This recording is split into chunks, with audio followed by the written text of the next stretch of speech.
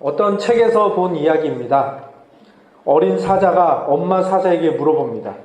엄마, 우리는 왜 이렇게 용감하게 생겼어요? 그러니까 엄마가 대답을 합니다. 우리는 밀림을 정복하는 밀림의 왕이니까. 엄마 사자가 당당하게 대답합니다. 아기 사자는 계속 묻습니다. 엄마, 우리 발톱은 왜 이렇게 날카롭고 강하게 생겼어요? 또 대답합니다. 넓고 넓은 밀림을 달리며 먹잇감을 잡아야 하니까.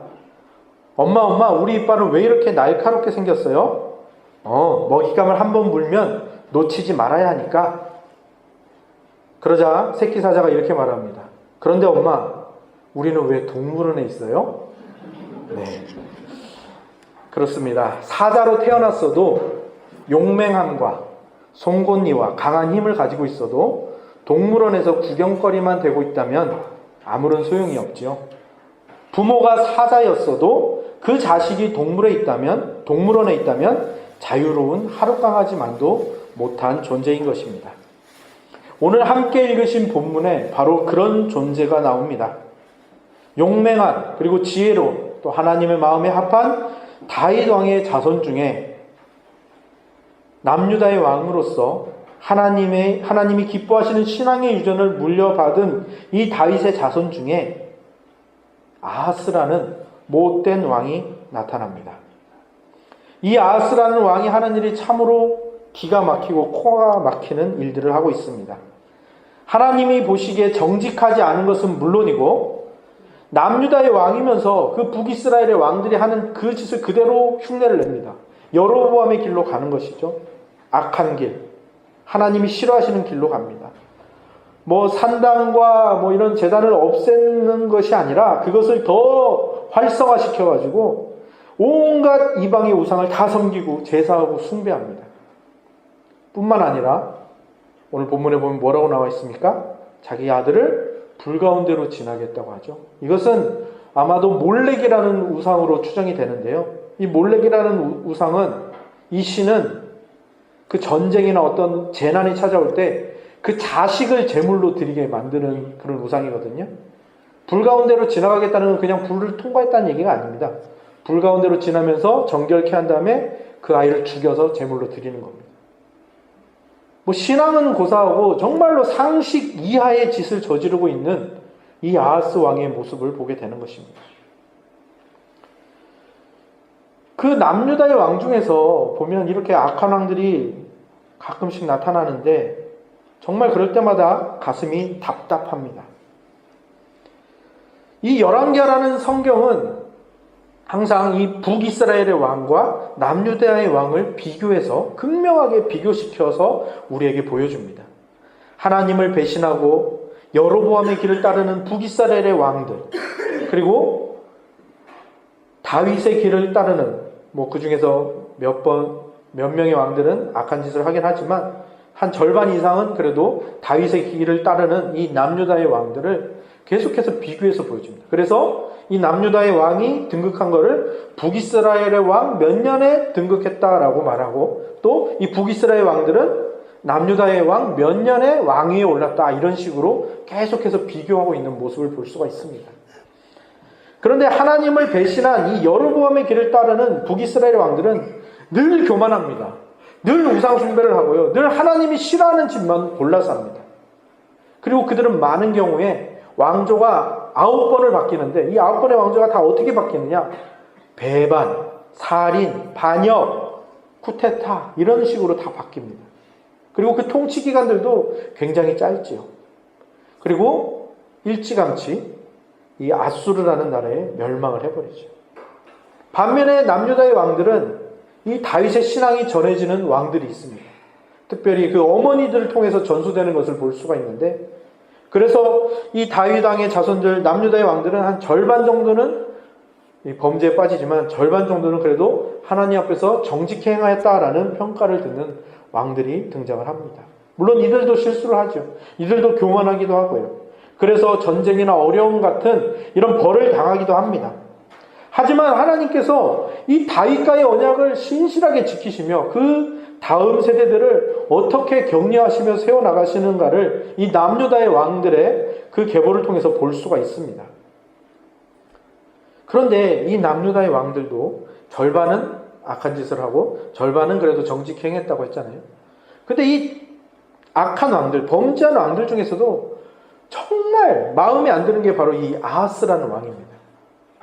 그런데 이 왕이 왜 마음에 안 드냐면 그가 정직히 행하지 않았는데도 불구하고 그의 인생이 그냥 별일 없이 지나간다는 겁니다. 거기에 조금 답답함과 분노를 느끼게 됩니다. 전쟁에 승리하고 성공하고 있죠. 아람 왕과 오늘 5절에 보시면 알겠지만 아람 왕과 북이스라엘 이 두 나라가 합공을 해도 이 아하스를 못 이기는 겁니다.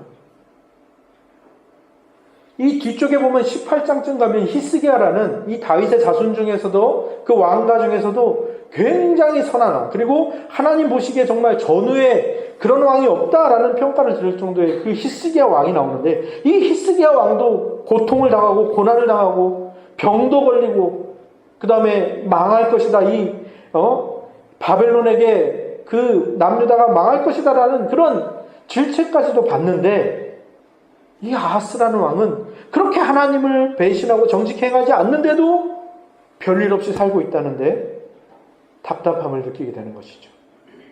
심지어 오늘 읽으신 구절 다음에는 더 심각한 얘기도 나옵니다. 7절에서 9절을 보면요, 아하스가 아수르 왕 디글랏 빌레셀에게 사자를 보내 이르되 나는 왕의 신복이요 왕의 아들이라.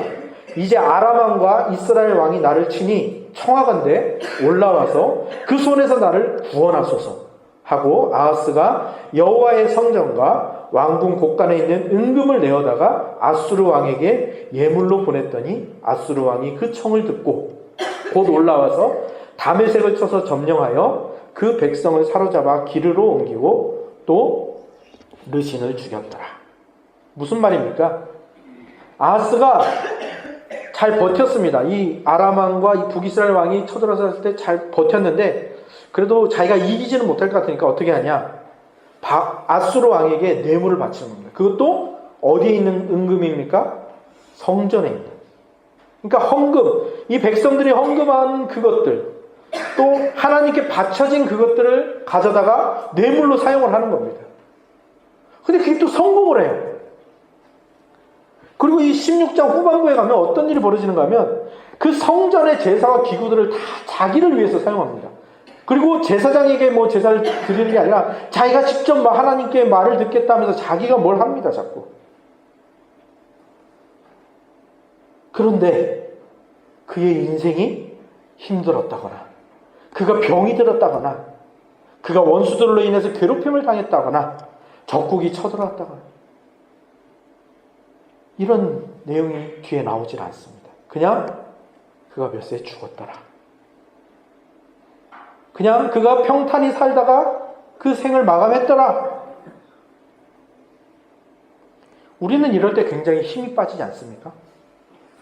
왜 악인이 형통할까? 특히 그리스도인들 또 의인들이 고난과 고통 속에 있을 때 왜 그들과 비교되는 악인들은 항상 잘 되는 것일까? 거기에서 우리는 굉장히 힘이 빠지죠.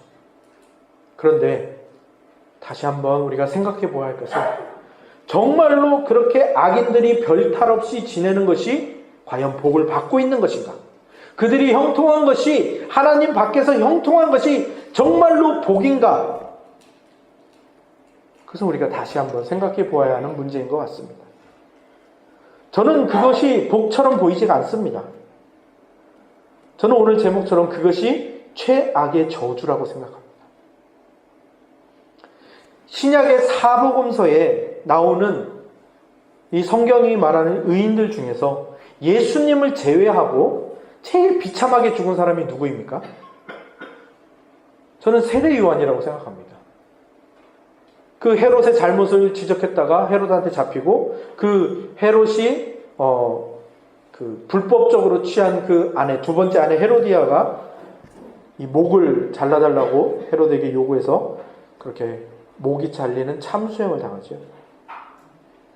그렇게 하나님의 말씀을 전하며 정직한 말씀을 전했던 세례 요한은 참수형을 당하고 헤롯은 분봉왕으로서 그리고 자기의 적들도 사라지고 자기를 지적하던 사람도 사라지고 호의호식하면서 왕궁에서 형통하게 지냅니다. 그런데 이 둘 중에 누가 복을 받은 거죠? 세례 요한입니까? 헤롯입니까? 그럼 둘 중에 누가 최악의 저주 같은 삶을 살았습니까? 세례 요한입니까? 헤롯입니까? 사실 헤롯이 세례 요한을 잡고 죽인 것이 당장은 그의 승리처럼 보였고요. 유대 땅에서 그 헤롯을 대적할 만한, 헤롯을 몰아낼 만한 반란을 일으킬 그 씨를 없애버렸고요.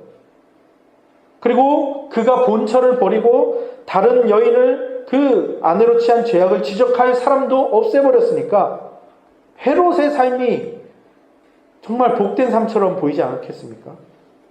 그런데 헤롯은 그 이후로 죽는 날까지 저주의 삶을 사는 것이죠. 그는 그냥 잘 먹고 잘 살았습니다. 그럼에도 불구하고 누가 나타났습니까? 세례 요한이 죽은 다음에 누가 갈릴리에서 활동을 했죠? 예수 그리스도와 그의 제자들이 갈릴리에서 활동을 합니다. 그때마다 헤롯은 뭘 느꼈을까요? 세례 요한이 살아난 거 아니야? 저거 세례 요한의 망령 아니야? 저거 세례 요한이 그 세례 요한의 귀신 아니야? 하면서 벌벌 떠는 삶을 살았던 것이죠. 잠언 28장에 그런 말씀이 나오죠. 악인은 쫓아오는 자가 없어도 도망한다. 그뿐만 아닙니다. 고대사 요세푸스가 쓴 그 고대사에 보면 헤롯은 그가 벌인 본처의 본국인 아라비아로부터 계속 공격을 받았다고 합니다. 그리고 심지어 나중에 그가 취했던 아내 그 헤로디아가 헤롯을 답답합니다. 아니 언제까지 분봉왕으로 지낼 거예요? 빨리 가서 로마의 황제에게 그냥 유대왕, 분봉왕 말고 유대왕의 그 자기를 받아오세요. 계속 괴롭힌 겁니다.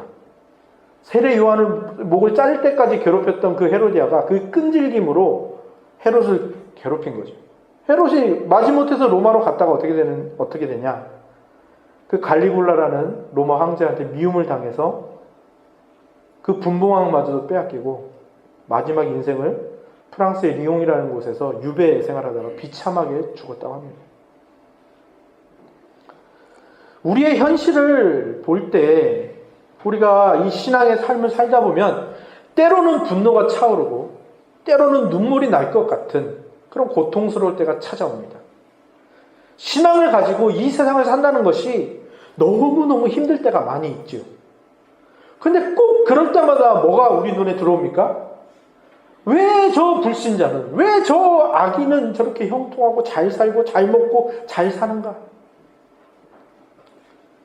특별히 기독교를 공격하고 크리스찬들을 못마땅해 하는, 비난하는 자들이 형통한 모습들이 우리 눈에 들어오면서 내가 이렇게까지 하면서 신앙을 살아야 되나라는 생각이 들 때도 있죠. 성경에도 그런 사람들의 고백들이 많이 나옵니다. 하박국 선지자가 그 악인의 형통함과 의인의 고통 때문에 신음하며 외쳤던 것이 하박국서의 말씀들이고요. 또 시편에도 보면 73편을 비롯해서 왜 이 악인이 형통합니까? 왜 의인이 고통을 받아야 합니까? 눈물로 쓰는 시편들이 굉장히 많이 있죠. 그러나 성경은 계속해서 말합니다. 그 악인들이 형통한 것은 지금 최악의 저주를 받고 있는 중이다. 작년이 종교개혁 500주년 기념하는 해였죠. 종교개혁을 이끌었던 자가 누구입니까? 종교개혁자 마르틴 루터죠. 마틴 루터가 95개조 반박문을 그 문에다가 붙인 그 이후로 종교개혁이 시작되지 않았습니까? 근데 이런 이야기가 전해집니다. 마틴 루터가 그 반박문을 써놓고도 이걸 붙여야 되나 말아야 되나 계속 고민을 했다고 합니다. 왜냐하면 그걸 붙이는 순간 그는 형통하지 못한 길로, 고통과 고난과 저주와 핍박의 길로 갈 것이 뻔했으니까요. 그래서 망설이고 있었다고 합니다. 그런데 그 망설일 때쯤 이런 꿈을 꾸었다고 합니다. 꿈을 꾸는데 꿈에서 어떤 장면이 나오는가 하면 이 대장 사탄이 있고 그의 졸개들이 막 와가지고 보고를 하는 겁니다. 첫 번째 부하가 나와서 대장 사탄한테 이렇게 보고를 합니다. 대장님, 저는요 성도들을 사막을 걸어가는 그런 어려움을 주었습니다. 사막처럼 극한 환경을 만들고요, 사자를 보내서 물고요, 그를 찢어버리게 만들었는데, 이상하게도요 대장님, 한결같이 하나님께 더 부르짖고 더 기도하고 더 열심을 내가지고요 이 작전이 실패하고 말았습니다. 두 번째 부하가 이렇게 보고합니다. 대장님, 저는 성도들로 하여금 인생의 큰 풍랑을 만나게 했습니다. 배가 그냥 파산할 정도로 그 위기를 계속해서 주었습니다. 그런데 이 작전도 실패했습니다. 그럴 때마다 이 신자들은 더 기도하고 더 찬양하고 더 주님만 찾더라고요. 대장 사탄이 화가 났습니다. 야, 다 실패만 했냐? 성공한 놈 없어? 그랬더니 세 번째 부하가 당당하게 손을 들고 이렇게 말합니다. 대장님, 저는 한 10년 가까이 성도들의 삶을요 무풍지대로 만들었습니다.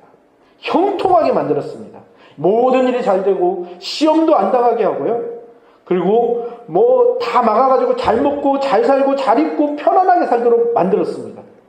그랬더니 신자 중에 19이 다 세속적인 사람이 되고 다 게으름에 빠져가지고 타락하게 만들었습니다. 마틴 루터가 이때 딱 깼다고 합니다.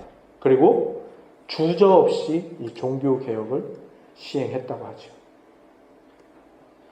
형통하고 사고 없고 시험 없고 문제 없는 것이 복인가? 아닙니다. 로마서에 보면 바울이 그 다윗의 저주시를 인용하는 부분이 있습니다. 로마서 11장 8절에서 10절의 말씀에 이렇게 되어 있습니다. 기록된 바 하나님이 오늘까지 그들에게 혼미한 심령과 보지 못할 눈과 듣지 못할 귀를 주셨다 함과 같으니라. 또 다윗이 이르되 그들의 밥상이 올무와 덫과 거치는 것과 보응이 되게 하시옵고 그들의 눈은 흐려 보지 못하고 그들의 등은 항상 굳게 하옵소서 하였느니라. 우리가 흔히 저주라고 하면은 어떤 것을 먼저 생각하죠? 하나님, 저 원수를 혼내주세요. 쟤 때문에 제가 지금 고통을 당하고 있거든요. 하나님, 쟤를 일도 안 풀리게 해주시고요, 고통을 당하게 해주시고요, 막 괴롭힘을 당하게 해주시고 그냥 저들을 그냥 없애주세요. 죽여주세요. 이런 게 저주시 같지 않으세요? 그런데 다윗이 원수를 향하여 하는 이 저주시의 내용은 전혀 다릅니다. 뭐라고 되어 있습니까? 저들의 밥상이 올무와 덫이 되게 해달라는 겁니다. 무슨 말입니까? 저 원수에게, 저 악인에게 어려움을 주지 말고 잘 되게 해달라는 말입니다. 그래서 평생 그것만 추구하고 마지막까지 자기가 그 올가미와 덫에 걸린지 깨닫지도 못하고 그냥 그렇게 그냥 일반적으로 그냥 평범하게 아무 일 없이 별일 없이 죽게 놔두라는 것, 이게 다윗이 생각한 최악의 저주였습니다. 하나님의 말씀과 뜻은 분별할 생각이나 어떤 기회조차도 못 가져보고, 아니 그것이 눈이 어두워서 등이 굽어서 그걸 보지 못하게 해서 그냥 평생 어떻게 먹고 살까만 고민하다가 평생 그 자기 가진 거 관리만 하다가 고민도 하지 않고 그럭저럭 성공하면서 불편함 없이 살다가 그렇게 죽게 해달라는 것이죠. 그리고 그 다윗의 저주의 시가 오늘 우리가 읽으신 열왕기하 16장의 아하스가 정말로 그렇게 최악의 저주받은 삶을 살고 있는 모습을 보여주고 있지. 마태복음 24장은 예수님께서 말세의 모습, 종말의 모습을 설명하는 그런 내용인데요. 거기에도 이렇게 나옵니다. 노아의 때와 같이 인자의 임함도 그러하리라. 홍수전에 노아가 방주에 들어가던 날까지 사람들이 먹고 마시고 장가들고 시집가고 있으면서도 홍수가 나서 그들을 다 멸하기까지 깨닫지 못하였으니 인자의 임함도 이와 같으리라. 무슨 말입니까? 예수님께서 다시 오시기 전에 말세에 이미 심판을 받고 있는 자들은 어떤 모습이라고 합니까? 먹고 마시고 장가들고 시집가고 이렇게 일상 중에서 밥상의 올무에 빠져가지고 하나님을 찾을 생각, 그 하나님이 예수 그리스도께서 다시 오실 것을 준비하지 못하는 그 모습이 이미 심판을 받고 있는 최악의 저주의 삶을 살고 있는 모습이라는 것이죠. 그래도 우리는 이렇게 말하죠. 그리고 이렇게 하나님께 간구합니다. 하나님, 저주라도 좋으니까 팔자 한번 펴보게 해주세요. 어떤 사모님이 그랬다고 합니다. 목사님이 설교를 이렇게 하셨대요. 돈 많아봤자 소용없습니다. 신앙에 아무 도움도 안 됩니다.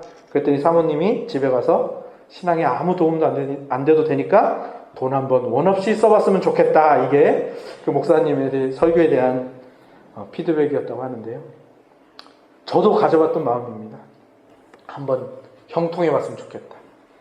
저희 아버지가 계속 개척교회만 하셔가지고 한 번도 이렇게 잘 살아본 적이 없어서 한번 잘 살아봤으면 좋겠다. 그런 생각 저도 했었는데요. 오늘 이 말씀을 읽으면서 그 생각이 완전히 사라지는 것을 느끼게 됩니다. 우리나라 민담에 이런 이야기가 있다고 합니다. 어느 나무꾼이 산에 나무하러 갔습니다. 실수를 했습니다. 나무 덩굴인 줄 알고 잡아당겼는데 호랑이 꼴이었던 거예요. 호랑이가 어떻게 됐습니까? 화가 머리 끝까지 치밀어가지고 이 나무꾼을 잡아먹겠다고 그냥 찢어 발기겠다고 달려들죠. 나무꾼이 어떻게든 살려고 도망가다가 나무 위로 올라가죠. 호랑이가 그냥 더 열받아가지고 약이 바짝 올라가지고 막 나무 붙잡고 흔들어대고 막 부딪히고 난리를 칩니다. 나무꾼이 그만 그 충격에 손을 놓치고 나무에서 떨어지는데 이 호랑이 등 위로 떨어져 버린 거예요. 그래서 이 나무꾼이 그냥 호랑이 등을 꽉 잡습니다. 호랑이는 아주 더 난리가 났죠. 막 안다니까 막 더 난리를 치는데 그래도 안 되니까 호랑이가 이제 막 달리기 시작합니다. 어떻게든 얘를 떼내려고. 나무꾼은 다른 생각 하나도 못하고 뭐하고 있습니까? 그냥 붙들고 있는 것밖에 못하고 있죠. 근데 그 산 밑에서 땡볕에 밭을 갈고 잡초를 뽑던 농부가 이 광경을 보면서 이렇게 한탄했다고 합니다. 아이고, 어떤 놈은 팔자가 좋아가지고 그 빈둥빈둥거리면서 호랑이 타고 노네. 나는 팔자가 사나워가지고 이 땡볕에 이렇게 밭에서 일하고 있는데. 그렇습니다. 우리가 악인과 불신자의 형통을 부러워하고 있는 모습이 이 농부의 모습 아닐까요? 악인이 형통하는 건요, 밥상의 올무에 걸려서 자기가 호랑이 등을 타고 있다는 것조차도 모르는 삶이거든요. 최악의 저주죠. 하나님 없이 잘 되는 게 최악의 저주입니다. 하나님 없는 성공, 하나님 없는 승리, 이게 다 최악의 저주거든요. 그리고 그런 것들이 반복해서 일어나서 하나님을 찾을 틈이 하나도 없는 게 진짜 저주거든요. 사탄이 제대로 승리하고 있는 거거든요. 그럼 진짜 형통, 진짜 축복은 뭡니까? 여러분들이 잘 아는 성경 구절을 한 구절 읽어드리겠습니다. 복 있는 사람은 악인들의 꾀를 따르지 아니하며 죄인들의 길에 서지 아니하며 오만한 자들의 자리에 앉지 아니하며 오직 여호와의 율법을 즐거워하여 그의 율법을 주야로 묵상하는도다. 그는 시냇가에 심은 나무가 철을 따라 열매를 맺으며 그 잎사귀가 마르지 아니함 같으니 그가 하는 모든 일이 다 형통하리로다. 악인들은 그렇지 아니하며 오직 바람에 나는 겨와 같도다. 그러므로 악인들은 심판을 견디지 못하며 죄인들이 의인들의 모임에 들지 못하리로다. 무릇 의인들의 길은 여호와께서 인정하시나 악인들의 길은 망하리로다. 진짜 형통은 뭡니까? 하나님이 인정하시는 길. 그 길이 시험과 고통과 고난과 문제가 가득한 삶일지라도 하나님이 인정하신다면 그 길은 진짜 복받은 형통의 길이고요.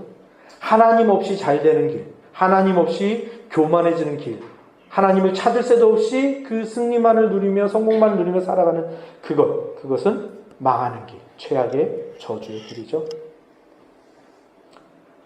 현대의 시 하나로 이 의미를 조금 더해볼까 합니다.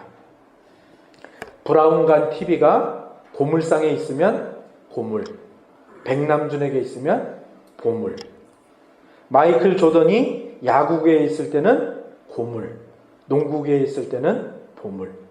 고물과 보물은 위치에 따라 달라진다.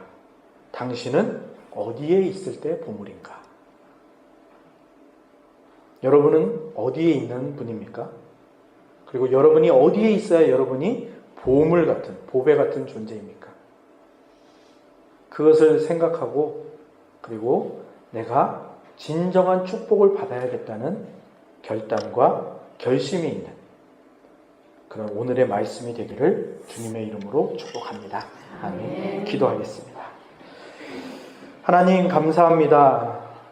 오늘 아하스 왕의 별일 없이 마감되는 그의 삶을 보며 하나님을 찾을 새도 없이 그저 자기의 것 누리다가 밥상의 올무에 빠져 살다가 그냥 그렇게 마감하는 최악의 저주를 받은 인생의 모습을 보며 우리가 그 길로 가지 않아야겠다.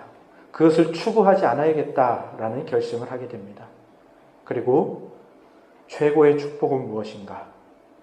내가 어디에 있을 때 내가 보물과 같은 자가 되는가? 돌아보며 결심하게 됩니다. 하나님, 오늘 이 말씀을 들은 우리 모두의 마음속에 하나님의 보호하심과 또 하나님의 복음 앞에 정말 심령이 가난한 자의 모습으로서는 우리 모두가 되게 하여 주시옵소서. 그리하여 진정한 복, 진정한 형통, 진정한 보화 같은 삶을 살아가는 우리 모두가 되게 하여 주시고 우리 공동체가 그러한 삶을 추구하게 인도하여 주시옵소서. 예수 그리스도의 이름으로 기도합니다. 아멘.